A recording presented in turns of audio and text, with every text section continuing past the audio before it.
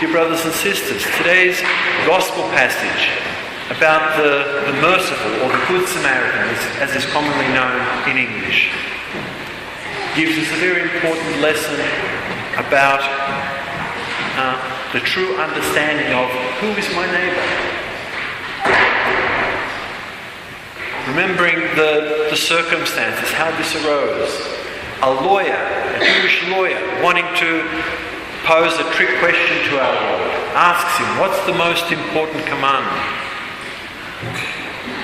And the Lord turns the question around and says, well, how do you understand? You're a lawyer, you know the law. And he gives the account that you have to love the Lord your God with all your mind, with all your soul, with all your heart, with all your being, and love your neighbour as yourself. And Christ says, yep, if you do that, then you will find the kingdom of heaven. And so the lawyer asks a further question. Well, how do who's my neighbour? Trying to find a way to trip him up. And then the Lord begins this parable about the person travelling from Jerusalem to Jericho. And this is a particular, as Blessed Theophylact says, a particular example that most people, especially lawyers, would know, because the road from Jerusalem to Jericho is a very dangerous one. There's a lot of hiding places for thieves and robbers. And so it's not surprising, he says, well, this is what happened to this man. He was set upon by thieves who beat him up, robbed him, and left him barely alive. And so what happened? First, a priest walks past, then a Levite, an Old Testament deacon, and both walk past, they cross to the other side of the road and keep walking, ignoring the state of this person. But the Samaritan shows compassion. He gives what is needed. And Blessed Theophylact says that this represents the Old Testament, the priest and the Levite represent the Old Testament law, which on its own could not help humanity, which was beat and left barely alive through sin, through disobedience to God. So it took the coming of our Saviour, the Samaritan, who treated the wounds, put the man who was beaten up onto his animal, takes him to a guest house, looks after him. On the morning he leaves 2 silver coins and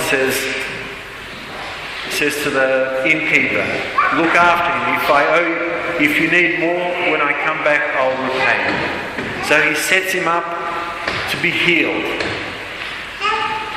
And this passage gives us all an opportunity to understand that throughout our lives, on a daily basis, we are presented with multiple opportunities to show compassion towards other people, whether they're family, people that love us, people that are close to us, people that are strangers, people that are our enemies. Because he was a Jewish man that was beaten up. And if the Jewish church leaders, people you would think that would be more appropriate or more willing to help, that ignored him. But it was a Samaritan, someone of a different faith. And between the Jews and Samaritans there was distinct enmity, because they were of different religions, different understanding of God. And Christ uses this example deliberately to show that he's non-judgmental. He's willing to help each and every person, because each and every person who's ever lived on earth and who will ever live is made in the image and likeness of God. And by his own willing sacrifice of love, going onto the cross He wanted to heal all of humanity, give every single person a chance of freedom, of healing.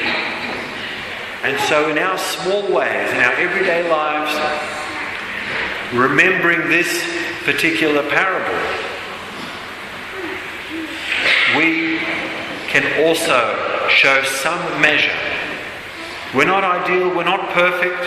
Only God is perfect. Only God is without sin. But we can at least try to do something in that direction. Not in the opposite direction. Not ignoring someone in trouble.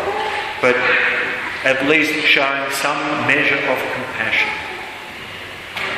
And at the end of the parable, Christ says to the lawyer, which of these three do you think was the neighbour to the one that fell into this situation, that was beaten up? He said, of course, the Samaritan. He said, go and do likewise. So let us leave church today with an undertaking that we will try to do likewise. Try to use what we learn from our time in church, in taking part in the sacraments, in the mysteries of the church, through confession, communion, through our being in church while the holy gifts are being consecrated, if we're not partaking of communion. Taking this gift of God, this love, this mercy, and trying to carry it into our home, work, and other situations where we can show that we are willing to follow those words that we heard in a recent gospel reading, that be ye merciful as God is merciful. Amen.